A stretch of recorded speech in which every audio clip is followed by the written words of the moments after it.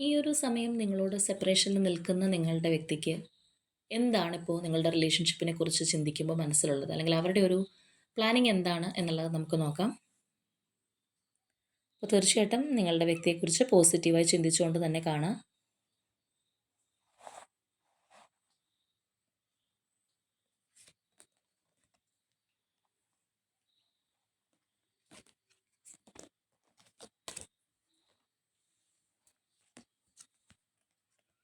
Okay.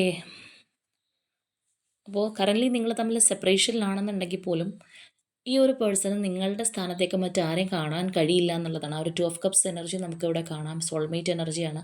അല്ലെങ്കിൽ അത്രയധികം ഡീപ്പായിട്ട് നിങ്ങളോട് സ്നേഹമുള്ള ഒരു പേഴ്സണാണ്. അതുപോലെ തന്നെ നമുക്കിവിടെ അപ്രൻറ്റീസ് ഓഫ് കപ്സ്, ഇവിടെ ആ ഒരു ഇമോഷൻസ് അല്ലെന്നുണ്ടെങ്കിൽ ആ ഒരു ഫീലിങ്സ് നിങ്ങളോട് ഒരുപാടുള്ള ഒരു വ്യക്തിയുടെ എനർജി തന്നെയാണ്. തീർച്ചയായിട്ടും ഒരു റീകൺസിലിയേഷൻ അവർ ആഗ്രഹിക്കുന്നുണ്ട്. അല്ലെങ്കിൽ നിങ്ങൾക്ക് വേണ്ടി ആ ഒരു പേഴ്സൺ ഇപ്പോൾ ചിന്തിക്കാൻ കഴിയുന്നുണ്ടെന്നുള്ളത് നമുക്ക് കാണാം.